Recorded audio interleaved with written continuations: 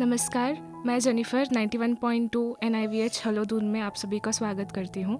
आज 21 मार्च है और आज के दिन हर साल हम डाउन सिंड्रोम डे मनाते हैं और इस बारे में चर्चा करने के लिए हमारे साथ हैं डॉक्टर सुरेंद्र ढालवाल, जो निपवेड में असिस्टेंट प्रोफेसर हैं और क्लिनिकल साइकोलॉजी के HOD भी हैं। नमस्ते सर, आपका स्वागत नमस्ते। है। तो सर बताइए ज़रा अपने बारे में, अपना इंट्रोडक्शन दे सकते हो सर आप हमारे ऑडियंस को? Okay, thank you Jennifer. आपने वैसे तो इंट्रोड्यूस करवा ही दिया है ना। मैं असिस्टेंट प्रोफेसर हूँ, क्लिनिकल साइकोलॉजिस्ट हूँ और यहाँ पे निपवेड में एक डिपार्टमेंट है, department of clinical and rehab psychology and research, उसको मैं हेड कर रहा हूँ। तो ये मेरा छोटा सा परिचय। जी सर। तो सर वैसे ये डाउन सिंड्रोम के बारे में आज जैसे हम डिस्कस करने वाले हैं, तो क्या होता है सर डाउन सिंड्रोम? देखिए, जो डाउन सिंड्रोम है, ये क्रोमोसोमल एबनॉर्मेलिटी है जिसमें कि ट्राइसोमी होती है 21st क्रोमोसोम की। जो 21वां जो क्रोमोसोम है उसकी ट्राइसोमी, यानी कि एक तरीके से 21वें क्रोमोसोम की या तो पार्शियल या फिर फुल कॉपी रिपीट हो जाती है जेनेटिकली। तो ओके। उस वजह से जो हमारे डेवलपमेंटल जो फीचर्स हैं, उन फीचर्स के ऊपर एक असर देखने को मिलता है, यानी कि वो अवरुद्ध हो जाती हैं, है ना। तो डाउन सिंड्रोम को जैसे हम देखते हैं कि भाई जैसे कद काठी में वो लुक वाइज वो कुछ चीज़ें, कुछ चेंजेस आ जाते हैं। Okay sir. तो ये सर बाय बर्थ होता है कि बाद में डेवलप हो जाता है हमारे अंदर? क्योंकि ये जेनेटिक कंडीशन है, और तो ये बाय बर्थ एक तरीके से कंजेनाइटल एबनॉर्मलिटी है, बाय बर्थ ये होता है, ये ओके। बाद में डेवलप नहीं होता है। ओके सर, इसको मतलब कैसे पहचाना जाता है? अगर कोई ऐसी टेक्नोलॉजी या कुछ है जिसके द्वारा पहचान सकते हैं हम पहले? हाँ बिल्कुल, मदर के वूम में भी बच्चे का जो है बहुत सारे क्रोमोसोमल जो है टेस्ट होते हैं, उनमें CVS एक टेस्ट है, उस टेस्ट को करके भी जो है हम बर्थ से पहले भी हम जान सकते हैं कि वे बच्चे को डाउन सिंड्रोम हो सकता है। ओके, कोई ऐसे प्रिवेंशन जैसे आपने बोला कि बाय बर्थ होता है ये, तो कोई प्रिवेंशन हो सकता है इसका? अगर प्रिवेंशन की बात करें तो प्रिवेंशन में फ़िलहाल जो है बहुत ज़्यादा सा हमें सफलता नहीं है ना। लेकिन यही कि भाई अगर अर्ली डिटेक्शन हो जाए तो फिर हम जो है उस समय पे कोई प्रिवेंटिव मेजर्स ले सकते हैं। ओके, मतलब इसकी कोई मेडिकेशन नहीं होगी सर? मतलब बच्चा इट अगर... इज़ नॉट इलनेस, ओके। है ना, क्योंकि ये इलनेस नहीं है, कोई रोग नहीं है जी। ना, इट इज़ अ कंडीशन। जी। तो इसीलिए इसका कोई ट्रीटमेंट नहीं है। ट्रीटमेंट नहीं जी। होगा। ओके सर, मतलब मेजरली कैसे डिफरेंस होते हैं, मतलब नॉर्मल बच्चों में और उनमें मेजर क्या फाइंड कर सकते हैं हम? हाँ, एक तो जैसे जो पहचानने की बात है कि भाई हम एक तो बताया कि भाई वोम में टेस्ट हो जाते हैं। जी। दूसरा ये कि जब बच्चा ग्रो कर रहा होता है तो आप देखेंगे कि जो डाउन सिंड्रोम का बच्चा है उसके फिजिकल ग्रोथ एंड डेवलपमेंट में कुछ हमें असामान्यता देखने को मिल गई, जैसे कि हाथ पैर की जो उंगलियां हैं वो छोटी रह जाएंगी, है ना। नाक थोड़ा चपटा सा हो सकता है, फोरहेड जो है पे असर देखने को मिलेगा, कान जो लोब्स हैं वो नहीं होंगे, है ना। कई बार इस तरह की फीचर्स जो है देखने को मिलते हैं। थोड़ी मोटी मोटी आंखें होंगी। तो ओके हम चेहरे से देख करके भी हमें पहचान में आ जाता है कि भाई डाउन सिंड्रोम का कोई इम्पैक्ट है। सर, तो मतलब ऐसे बच्चों में मेंटल डेवलपमेंट का क्या हो सकता है, मतलब नॉर्मल बच्चों की तरह या फिर कुछ कम? हाँ, ये बड़ा इम्पोर्टेंट क्वेश्चन है। और इसमें मैं कहूँगा कि भाई क्योंकि जो trisomy of 21st chromosome development से जुड़ा हुआ है, तो उसमें फिजिकल ग्रोथ एंड डेवलपमेंट के साथ साथ हमारे मेंटल ग्रोथ एंड डेवलपमेंट पे भी कई बार असर देखने को मिलता है। अ, अक्सर हम ये समझते हैं, आम पब्लिक या अधिकांश लोग, कि जिनको डाउन सिंड्रोम होगा उनका मेंटल ग्रोथ एंड डेवलपमेंट भी पुअर होगा या मतलब उसमें दिक्कत आएगी।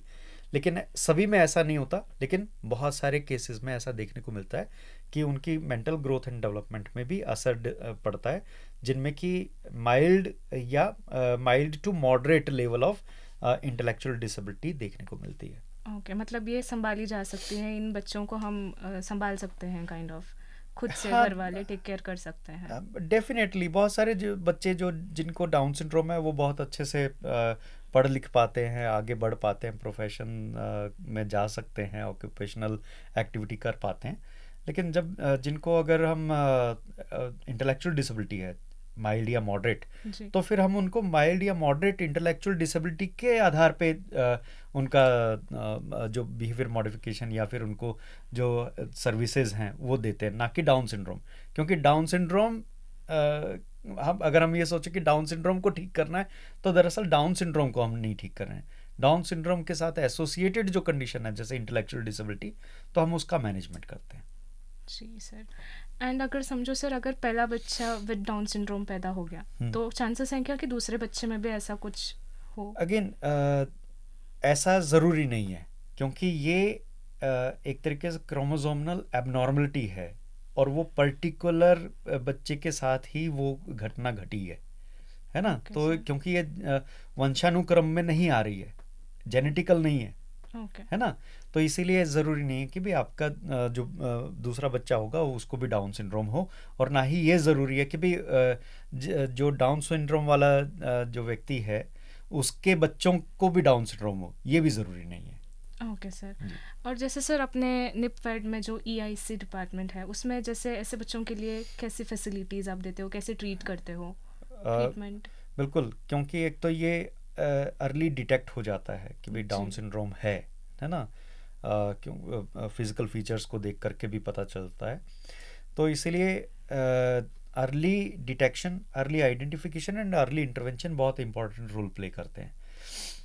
जो EIC है वो इसी पर्पज़ से निपवेड के अंदर है कि भाई हम लोग जो भी अर्ली डिटेक्शन किसी का अगर हुआ है, हम सस्पेक्टेड है, तो उसके ग्रोथ एंड डेवलपमेंट को हम सपोर्ट कर सकें, सर्विसेज दे सकें। तो निपवेड का जो EIC है, अर्ली इंटरवेंशन सेंटर, वहाँ पे down syndrome with other conditions जैसे कि इंटेलेक्चुअल डिसेबिलिटी या फिर और कोई कंडीशन है, तो उनको हम लोग यहाँ पे लेते हैं और अपनी सर्विसेज देते हैं। सर एक और सवाल था मेरा, जैसे अभी जो विलेज एरियाज़ होता है काफ़ी, वहाँ पे ऐसे जो, क्योंकि इनके हाथ पैर आपने बोला कि नॉर्मल बच्चों की तरह वैसे होते नहीं है, तो कई लोग मानते हैं कि ये कोई श्राप हो गया या फिर पिछले जन्म का कुछ कर्म काइंड ऑफ थिंग्स होते हैं, तो इसके बारे में आपका क्या कहना है सर? मैं अपने सारे श्रोताओं को मैं बताना चाहूँगा कि डाउन सिंड्रोम एक कंडीशन है, और ये बहुत जगह पे इस तरह की मान्यताएं हैं कि भाई हम लोग किसी भी डिसेबिलिटी को अपने पूर्व जन्म के कर्म और उसका कर्म फल और पाप और इससे जोड़ने लगते हैं। जी। किसी भी इलनेस, किसी भी डिसेबिलिटी की कंडीशन को, इंक्लूडिंग डाउन सिंड्रोम को, इन सब चीज़ों के साथ जोड़ के नहीं देखना चाहिए। ये एक कंडीशन है, ये एक मेडिकल कंडीशन है ना। और ऊपर वाले ने हमें उस तरीके से बनाया है, अलग तरीके से बनाया है, तो सभी जो है ईश्वर की देन है। अगर आप जो है अर्ली इंटरवेंशन करते हैं और इन बच्चों को सपोर्ट करते हैं, तो डेफिनेटली ये बच्चे जो है आम बच्चों की तरह से बिहेव कर सकते हैं, सीख सकते हैं, आगे बढ़ सकते हैं। जी सर। सर वैसे एक और सवाल था मेरा कि 21 मार्च को ही क्यों चूज़ किया था इस डे के लिए? हाँ, बड़ा एक सोची समझी तारीख है 21 मार्च, जी। 21 जी। 21 मार्च। Okay okay. 21 ट्राइसोमी, जी। यानी कि थर्ड पेयर जी। Of 21st chromosome, chromosome. तो जी इसीलिए सर। 21 मार्च हाँ इसको जी, रखा हाँ गया जी। है ना। और अदर हेल्थ कंडीशंस में भी मैंने कहा ना कि भी डाउन सिंड्रोम के साथ कई बच्चे थोड़े से वल्नरेबल हो जाते हैं अदर हेल्थ कंडीशंस के लिए। कई बार बच्चों की इम्यूनिटी पे असर पड़ता है ना। और ये तो ग्रोथ एंड डेवलपमेंट पे तो असर पड़ता ही पड़ता है। तो कई बार कुछ बच्चों में कई तरह के लंग इन्फेक्शन, चेस्ट इन्फेक्शन, इस तरह की कंडीशंस भी देखने को मिलती है। या थोड़ा सा इन बच्चों में बीमार होने की फ्रीक्वेंसी थोड़ी सी बढ़ जाती है। और एक और चीज़ है कि भाई वैसे तो सारी चीज़ें नॉर्मली हम कर पाते हैं। जो लाइफ एक्सपेक्टेंसी है इन बच्चों की, वो अधिकांश जो है वो लगभग 60 साल की उम्र तक जो है या उससे अधिक भी जीते हैं। है ना। और अगर हम वोकेशंस और इनकी बात करें तो बहुत सारे बच्चे जो है बहुत अच्छे से पढ़ते लिखते हैं और आगे बढ़ते हैं, है ना, बशर्ते कि भी उनके साथ इंटेलेक्चुअल डिसेबिलिटी वाला कंपोनेंट ना हो, है ना।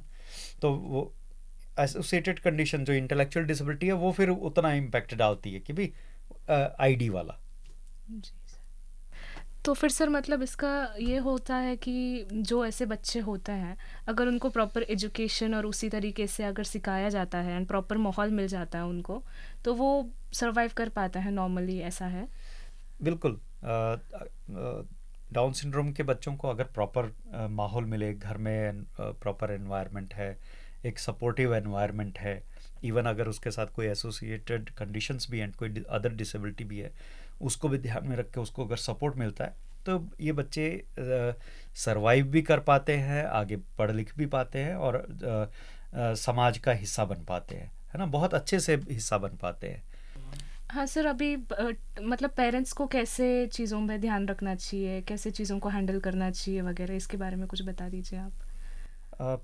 पेरेंट्स को एक तो सबसे पहली बात है कि भाई पेरेंट्स को इस बात को एक्सेप्ट करना चाहिए कि भाई ओके हमारा बच्चा थोड़ा सा अलग है ना। जी। हो सकता है कि वो देखने में जो फीचर्स हैं उसके फीचर्स के लिहाज से अलग है, या हो सकता है कि उसके साथ एसोसिएटेड कोई कंडीशंस है, मेडिकल कंडीशन है जिसमें जैसे इन्फेक्शंस वगैरह हैं, तो उस पर थोड़ा सा वो केयर करें, ध्यान दें, है ना। फिर जो एजुकेशन एंड वोकेशन की बात है तो उसमें वो ध्यान दें कि भी उनका इंटेलेक्चुअल जो कैपेबिलिटीज़ हैं, कैपेसिटीज़ हैं, उसके अनुसार जो है उसको उसी तरह का सपोर्ट सिस्टम प्रोवाइड करें।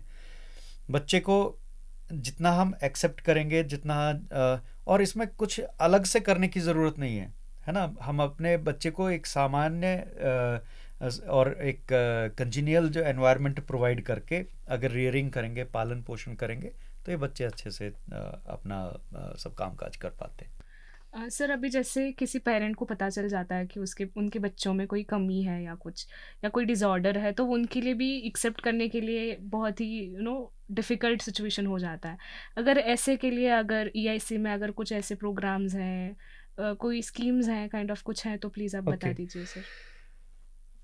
देखिए, डाउन सिंड्रोम पहली बात तो पेरेंट्स को जो है वो एक्सेप्ट करना चाहिए, क्योंकि हम जब एक्सेप्ट करेंगे तभी हम उस बच्चे के बारे में उसके रिहेबिलिटेशन पे फोकस कर पाएंगे, जी। है ना। अदरवाइज एक बेटर या अप्रोप्रिएट ट्रीटमेंट लाइन या सॉरी मैनेजमेंट लाइन हम नहीं चूज़ कर पाएंगे कि भाई क्या करना है बच्चे के साथ, है ना।